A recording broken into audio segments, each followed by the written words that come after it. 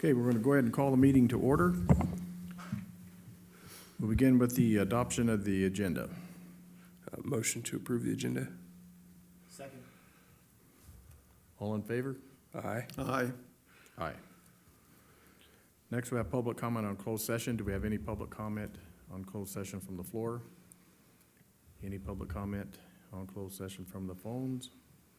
Seeing none, we will now move into closed session.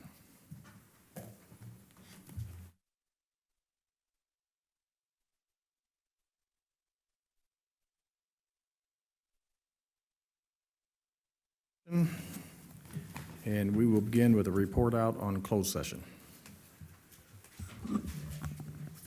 The board met in closed session regarding the items identified on the agenda. I don't have any reportable action on the closed session, but I note that there is an item later to talk about, give us a status update on the trial. That's a normal agenda item that does relate to one of the closed session items. Very good. That concludes the report. Thank you.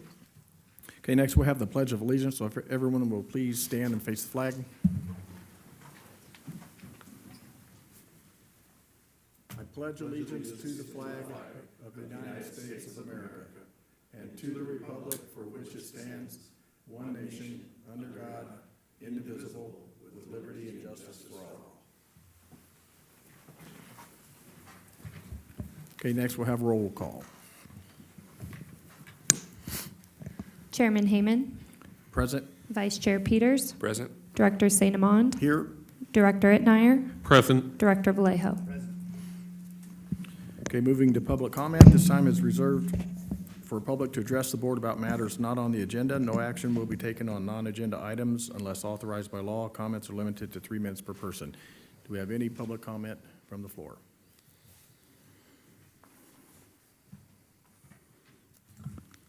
Renee West of Lusk. I live within Ridgecrest city limits.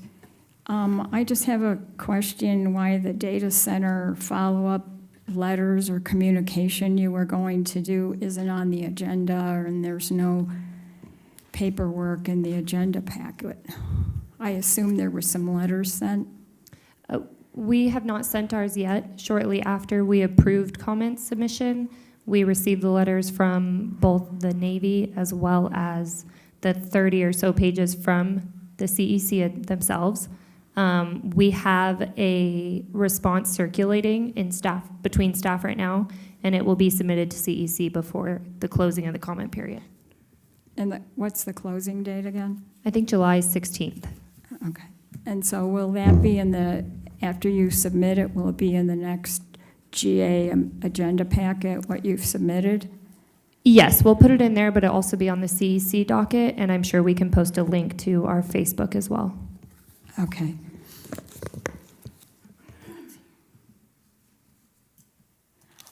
I also wanted to, regarding the data center, I wanted to bring up the pages that I guess R&L Capital submitted on behalf of the R&B Inyakern Center that are incorrect.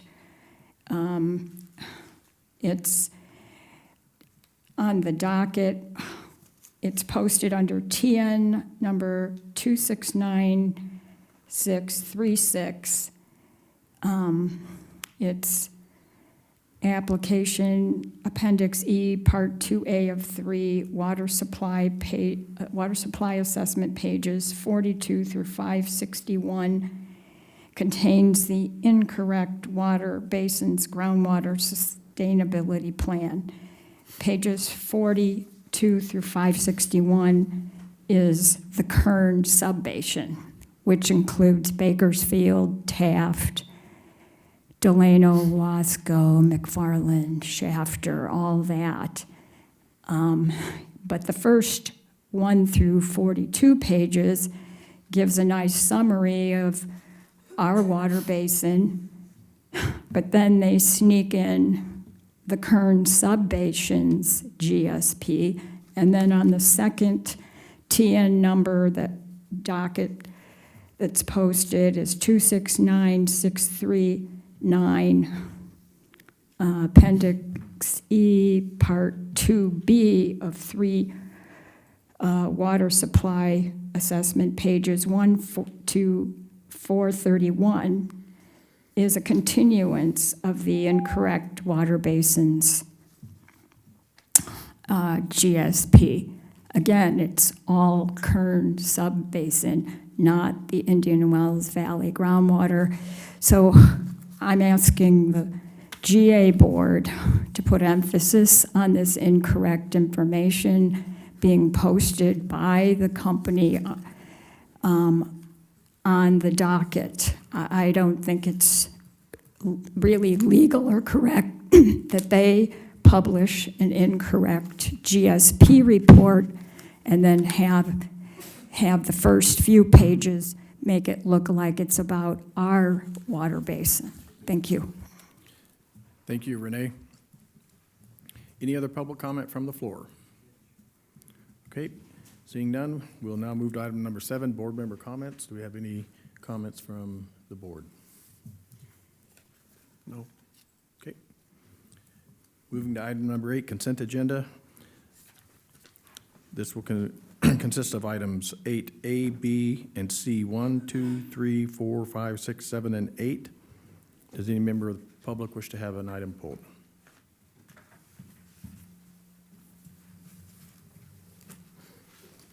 I would like item numbers VII and VIII pulled, the last two.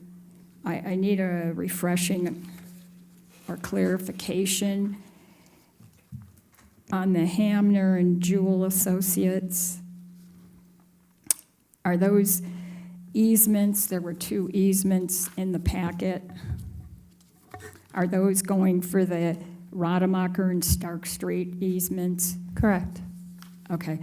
And then I just wanted to bring the attention that the cost of the easements is pretty close to the cost of the grant money we're getting to do those consolidations. And then I also have a question about GFT infrastructure. What is that? GFT infrastructure was previously Trans Systems, which was previously OPC. They're the right-of-way contractors for the pipeline design. They've just gone under some name changes. So GFT is Trans Systems. Okay, and then just another question I have regarding the Hamner and Jewell. In their right-of-way, they list contract amount 50,000. Is that part of the right-of-way easement contract the GA did for pipeline easements in the future?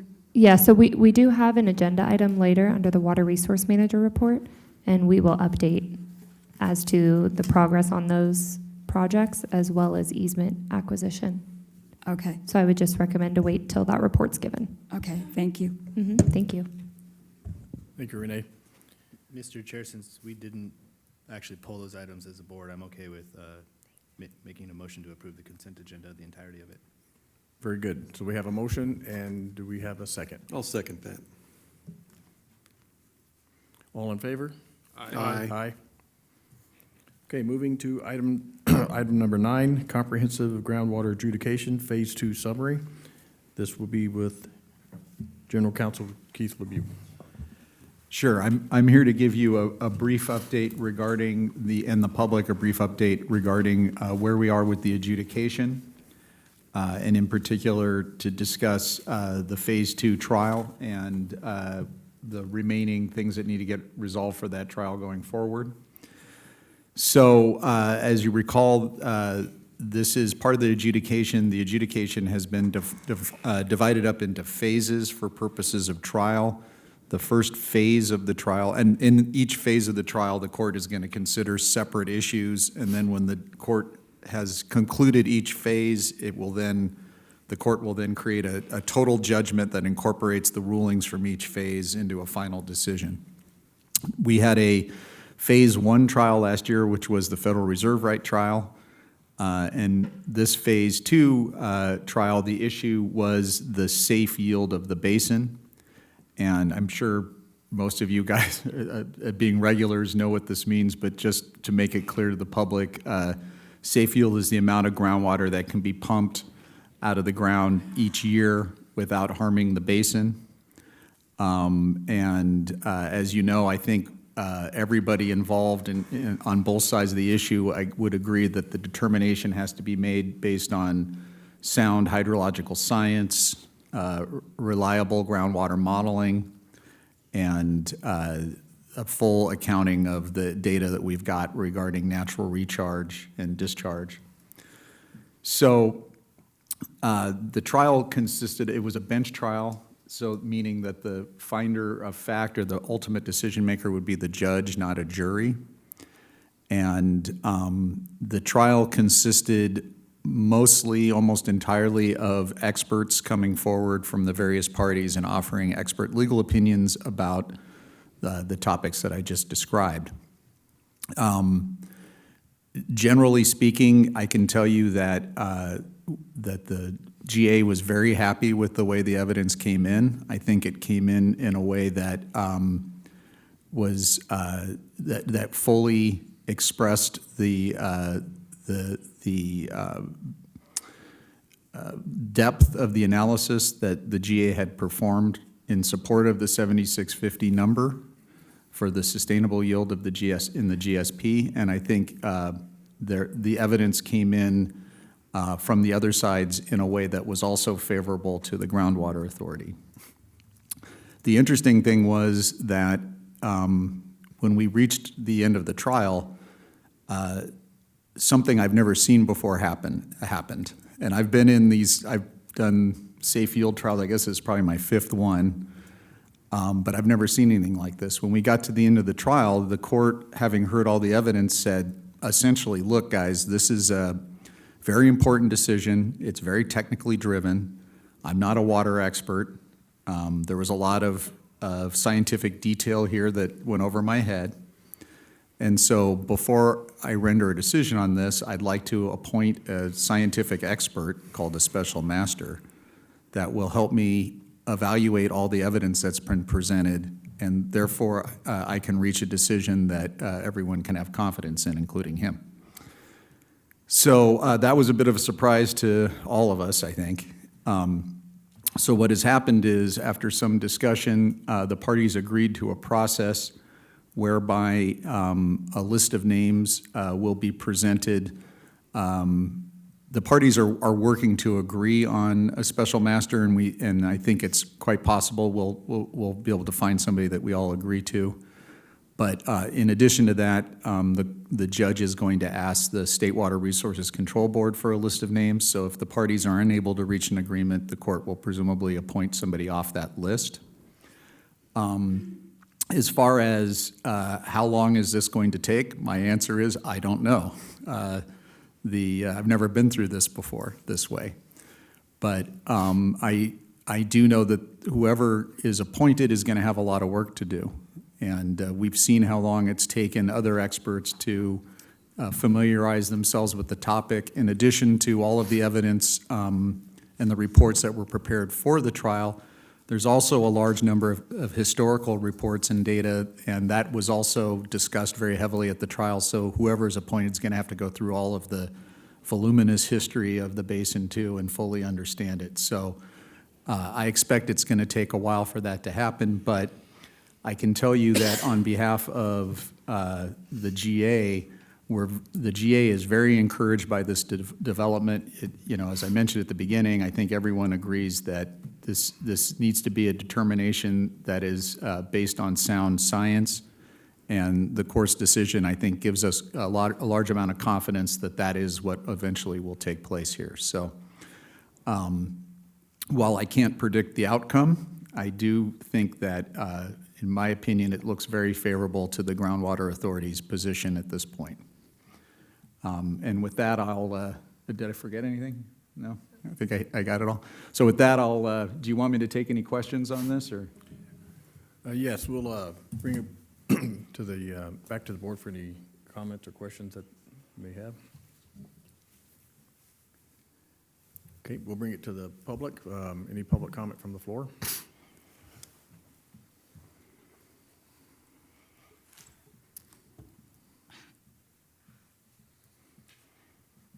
Excuse me, this is Renee Westdelusk again. There are some things I did not understand from listening to as much of the adjudication as I could. The first thing I want to know is how can you not take into consideration evapotranspiration from the playa? Because that seemed to be an issue with the opposition. And it doesn't make sense to me. And I don't understand how their model and their conclusions could get away with not taking into evapotranspiration for the playa. That's my first question. Well, that was the topic of a lot of the judge's comments during the trial, as you probably heard. The judge reacted to the evidence the same way the Department of Water Resources did when they received our GSP, to be honest with you, which is, when we submitted the 7650 number, we recognized to the department that that does not include a number for ET, for evapotranspiration. And just so the public understands that that would reduce the number downward to account for the water lost to evapotranspiration, that would reduce the amount of water available.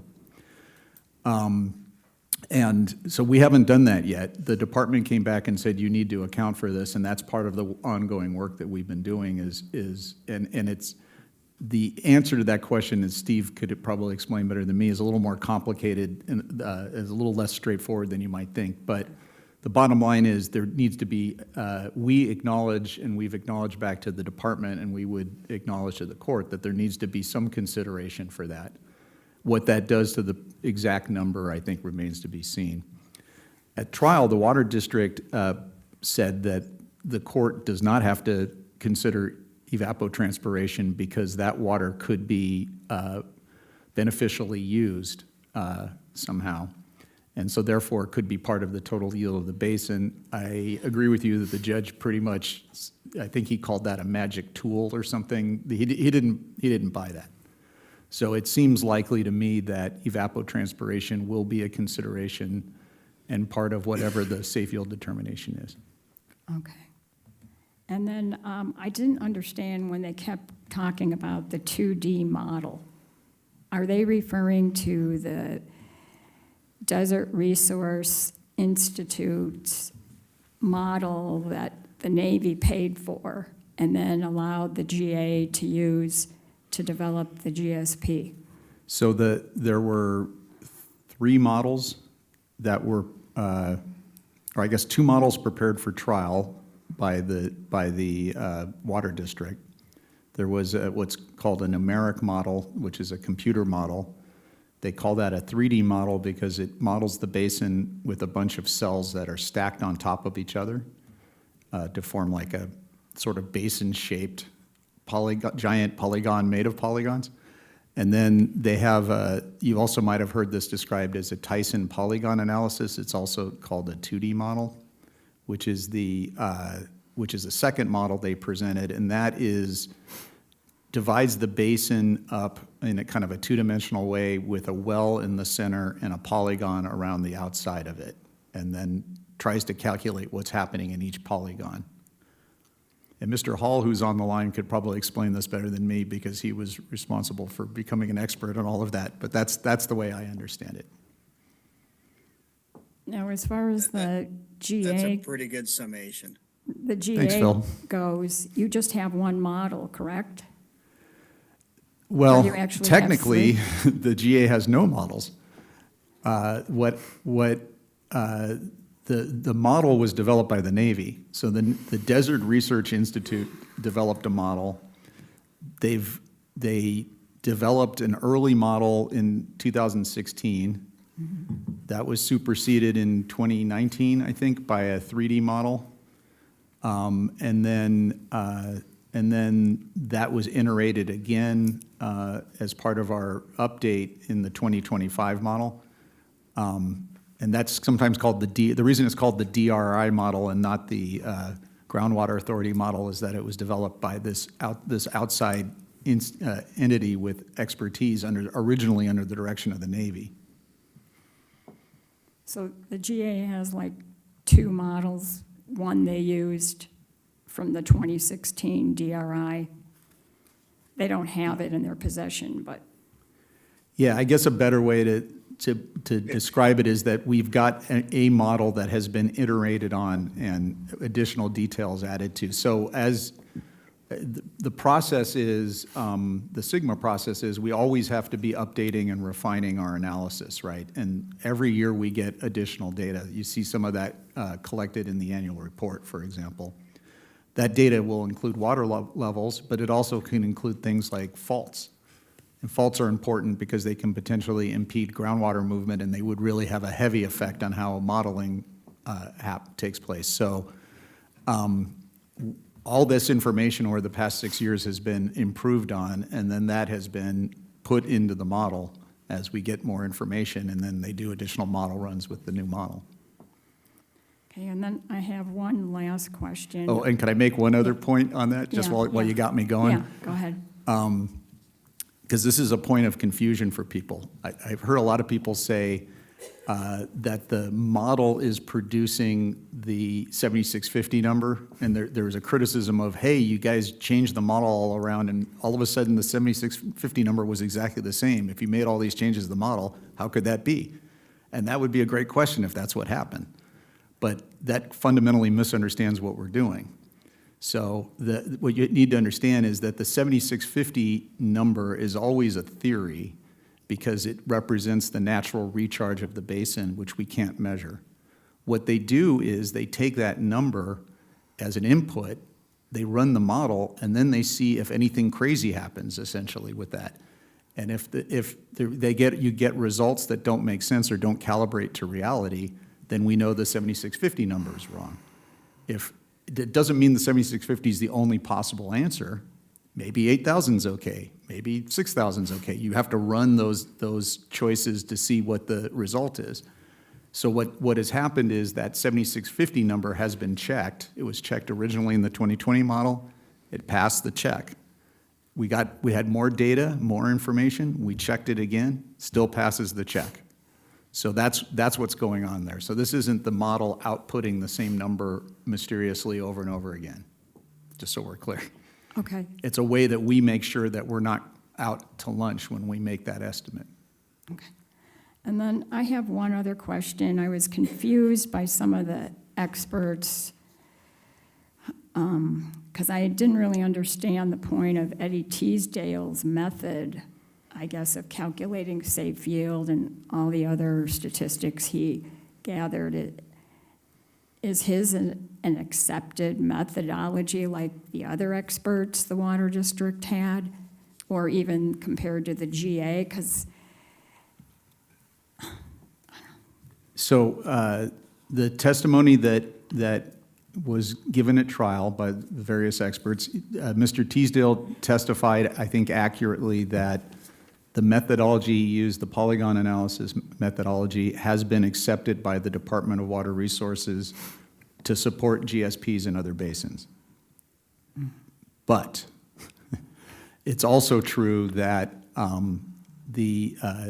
that is considered to be a rougher way of estimating, I guess, and less precise than a numeric model, than a computer numeric model. And if there is a computer numeric model available, then the preference of the department is to use that.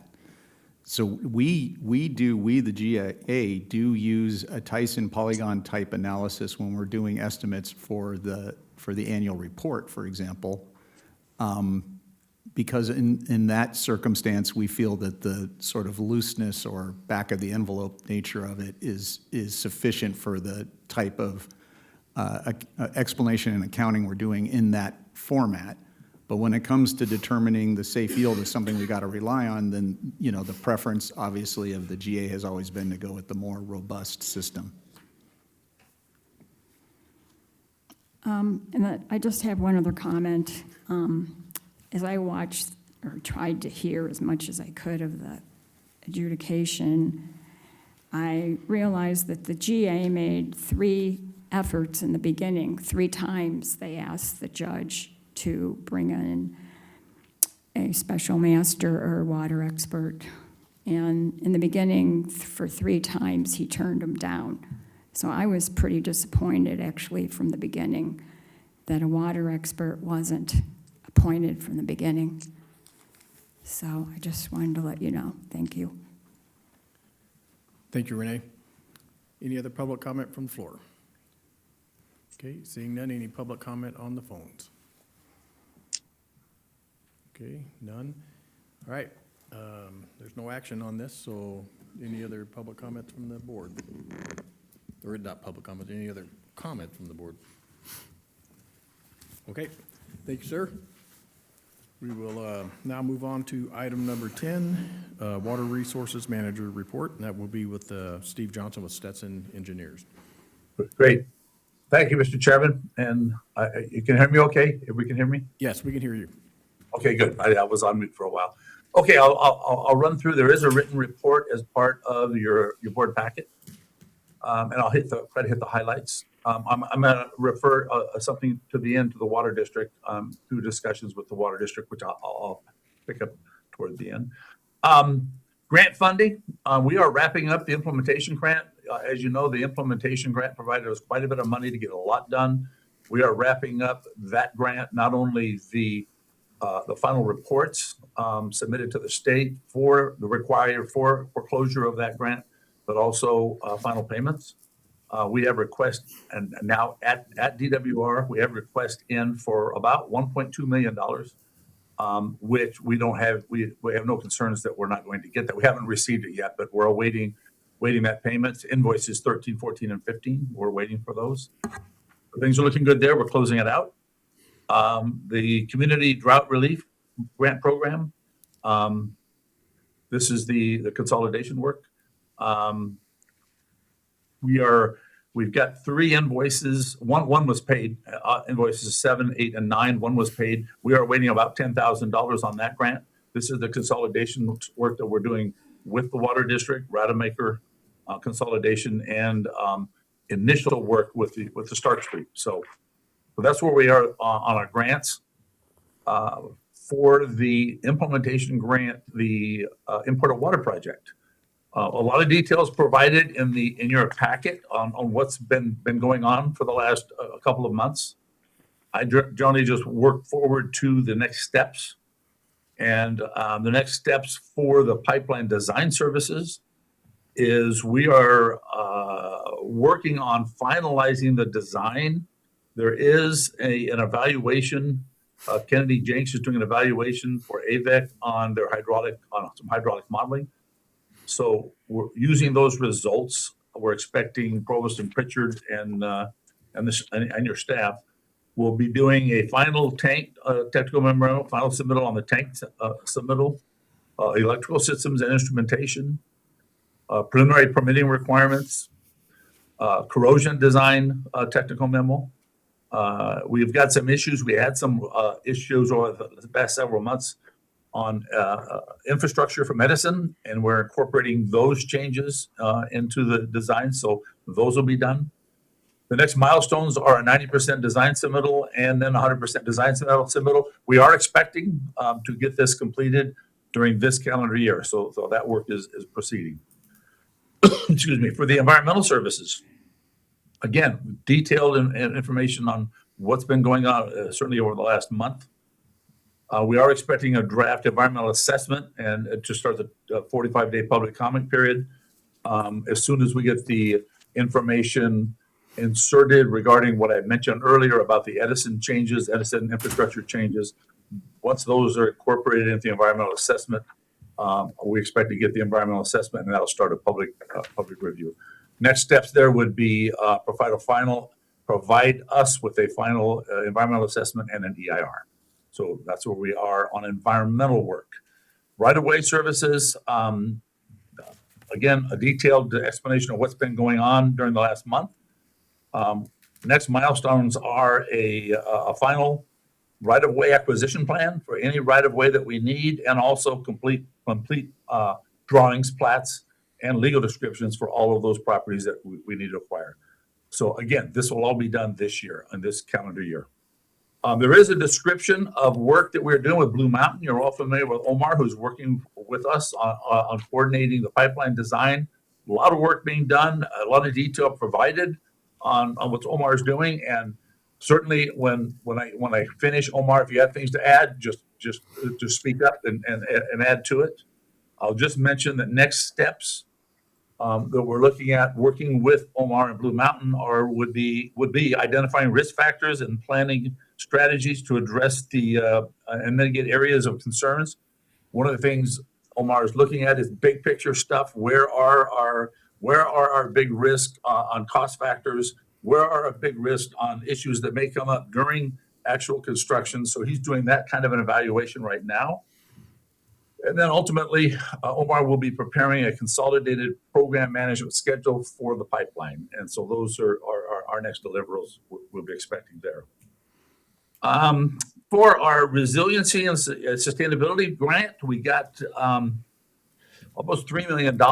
This grant is being used to basically supplement the work from the IP, complete the work that is being done under the IP grant. All the planning work that we're doing, design, all the environment, all that work, we're running out of budget. This grant is going to help supplement that work. We did provide our first performance evaluation to the state back in January. Our second performance evaluation to the state will be provided at the end of this month. And we are preparing our first invoice to the state, which will again be provided probably by the end of this month to the state. So that work is proceeding. The next item on our list on your attachment is the consolidation projects. And we actually had a meeting yesterday, late in the afternoon, with the water district, between Groundwater Authority and the water district, coordinating the consolidation work. Very successful. I think the teams are working very well together. The water district and the Groundwater Authority are working very well together. I think Renee is here at the meeting, and we talked yesterday about her providing an update on the consolidation project. She's on top of it and has the best information. So I asked, and she certainly offered to provide an update. So she'll finish up as soon as I'm done. Lastly, we've got the miscellaneous work, data collection and monitoring. All of that work continues. For the subfloor Rose Valley, we are trying to get completed on our monitoring well that is designed and approved and funded. We're looking at a no-cost deadline extension. It's been requested by the Navy, and it's under review right now, so we're waiting for an answer on that. Right now, the deadline to get our work done is August of this year, which certainly doesn't look like we're going to be able to do it by then, but we do have a request for an extension there. I think that's it for me. I don't know if Omar has anything he would like to add. I think Omar is on the line. Omar, is there anything you wanted to add about the work you're doing right now? I don't think. I don't, Steve, this is April. I don't believe Omar is on the line. He is currently performing his civic duty and is in that's right. a hearing. That's right. He's on the jury. He got selected. That's right. So then we should probably go to Renee. If Renee is there to provide an update on consolidation, I appreciate it. Thank you, Renee. Hey, Steve, no problem. So I'll start with Rademacher. Obviously, we did the first phase is completed. The second phase, there are still 3 easements. One of them, the gentleman's indicated he's going to sign. He's wanting to see if he can get a larger meter. I think we'll be able to work that out based on conversations with Helena. She's going to talk to the grant manager. We are right now just waiting in order to order supplies and things, we have to have those easements in place, and we do have a couple of holdouts. So whether or not that's going to happen, we don't know. So, but I know that Hamner and Jules is working on that. Stark Street, we did file the exemption. We did not do it as part of Dune 3. It had its separate exemption that we filed. And the Dune 3 contract was awarded last month, and we did get the budget approved by the state last week. At one point, we were thinking of doing Stark Street as a change order to Dune 3, but we don't think we're going to do that right now. We are hoping to have it separate and have our construction crew do the installation. But right now, we don't have any easements out there yet, and there's quite a few easements to get. So in my conversations with the grant manager that's doing Dune 3, this is being funded by the State Water Resources Control Board, not by DWR, so it's a little different branch. He indicated that if we can get it, if we get it shovel-ready, we get the easements in place, we have construction plans now at 95%, they can fund the construction for Stark Street, either as an increase in the amount that they're already awarded for Dune 3 or as a separate emergency grant fund. So, because they are paying for the hauled water right now for Stark Street, and they don't want to continue to do that. So, one way or another, they're going to get hooked up, and we'll get that construction completed. And our construction crew would be very happy to do that, and they do a great job. Let's see. I think that's it with that, unless April, you have anything to add on that, or Helena. Thank you, Renee. Thank you, Renee, I appreciate it. That's all I have, Mr. Chair. Thank you, Steve. Bring it back to the board for any comments from the board. Okay, seeing none, any public comment from the floor?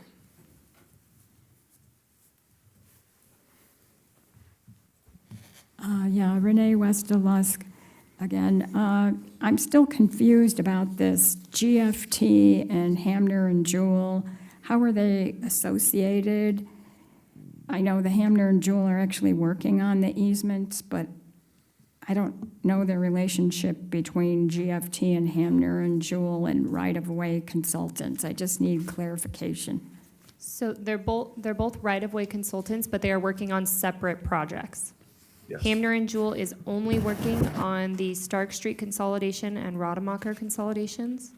GFT, which was previously Trans Systems, has been, they've been contracted since 2023, and they are working on the pipeline design right-of-way acquisition.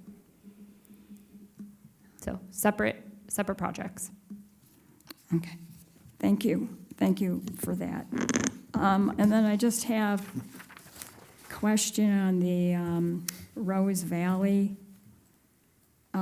Once you get that well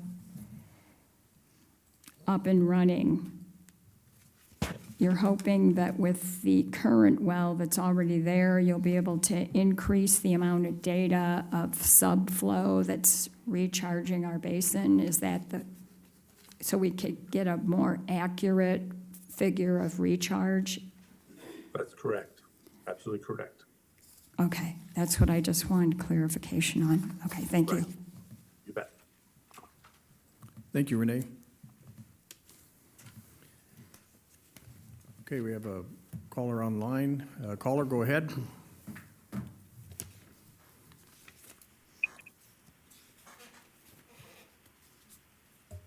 Hello? Yes, caller, go ahead. Hello. My name is Mike Sanat. I wanted to ask Mr. Johnson whether or not he redefined the definition of groundwater and storage. I would use the analogy of an 8-inch tall glass trying to get the water out of an 8-inch tall glass with a 2-inch straw. The 2-inch straws being the 200-foot deep wells, shallow wells around Inyokern. You misrepresented the groundwater and storage substantially by redefining the definition of storage. Nowhere in Sigma does the word caller? show up. Caller, I don't see where this pertains to Well, this is the water manager just- report. okay, hang on. Yes, He's I the don't, author of the GSP, all right. and I'm asking him to back it up. I've determined and- that I don't see it in today's report, so I'm going to ask that you. Well, no, this is a discussion from the water manager, who is the author of the GSP, misrepresenting an important number to the Department of Water Resources by redefining what groundwater and storage is. So I would like him to address that. Mr. Sanat, we referred to usable groundwater and storage for purposes of our GSP. It's That's important. not the definition that Sigma wants. Well, I don't know what your point is, because we You know agree what that my there point is a lot of water. You know what my point is. Can I please speak, sir? Sir, I let you You have speak. no Can I- credibility. Well, you know what? You have no credibility. Well, You've ruined the credibility of this GA. well, And I'm glad you said getting that. the number. Steve, all we need to do is hear Mr. Sanat's comments. I don't think the board needs any further response from you to his comments. I think the board and our Okay. experts completely disagree with fine. the I just premise of his wanna- question. I just and wanna- comment. I just want to put it on the record. I'm just going to put it on the record. Thank you. Great, seeing no further public comment. We will move on to the general manager's report, or not, yes. This will be with April.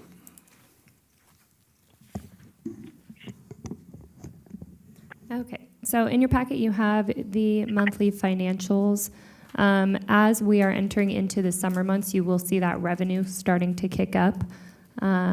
So I think this report is through May. June and July, you'll see the revenues kick up, and we will provide a halfway through the calendar year summary, likely in August when we receive the July revenues. And an update on the audit, we did get the workbook submitted. So that has been with the auditors since just after the June board meeting, I believe. I am working on the revenue confirmation. Typically, once you send in the workbook, they'll send you back a list of questions, and you just confirm with receipts and backup details. So we're working on that now and should have the report in August. Next, we have the outreach. There has been, I'd say, a bit of a lull in the public engagement. It's kind of just been limited since we don't have too much going on at the moment, just the adjudication, but there's not really anything to update in that sense. This is going to start that process. And as well, we did discuss at the last board meeting having another public workshop. I spoke to the project management team with Omar Dandashi, and we decided that September is probably looking like a good time frame for that, August or September. It will go through the pipeline design, kind of where all that stands, as well as the project schedule moving forward. They are working on finalizing that now. So look for August or September timeframe there. I believe that's all I have for my items. I will turn it over to Capital Corps. I believe we have Jeff Simonetti. Yes, good afternoon, members of the board. Jeff Simonetti with the Capital Corps Group here. So in your packet, you have two items. The first is our monthly memo talking about the activities that we did in June, as well as a more detailed legislative tracking report, which is behind that. There's a lot of detail in that, but I just want to highlight three items. The first is on the federal appropriation. So as you know, we were able to get the Water Resources Development Act pipeline authorized, and now we are going after pursuing the federal appropriation associated with that. Both Senators Schiff and Padilla have submitted that to the broader Energy and Water Development Act appropriations bill, and we are waiting on the Senate in terms of timing as to when they'll take up that broader bill. Secondly is a state item that we have discussed in the past but wanted to give an update here, and that particularly pertains to the multi-benefit land repurposing program. As you will recall, we have highlighted this program in the past, and it's funding from the state that would go towards repurposing agricultural land within GSAs and areas that are critically overdrafted, and can be used for repurposing those into different types of habitats or something that's not pertaining to agriculture. In the last couple of years, that program has not been funded. However, in this year's state budget, because of the Proposition 4 dollars that have come in, there is $200 million that has gotten appropriated to that through the 2026 budget. They are anticipating that they will have draft guidelines for that program some point in the late summer and will be calling for applications at some point in the fall. There's a link to that in the packet for if you want further details on that.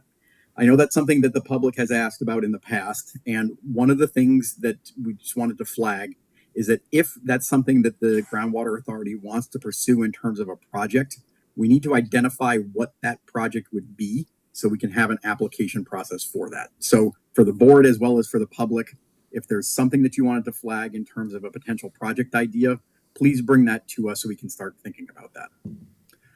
Finally, in the legislative packet, you'll see there are a couple of data center bills that we flagged, particularly pertaining to data that has to come out with asking for more information related to water usage that's associated with planned data centers for the future. And with that, happy to answer any questions that you may have. Thank you, Jeff. Bring it back to the board for any questions or comments that they may have for Capital Corps. Hey, Jeff, we have no questions or comments, so thank you, sir.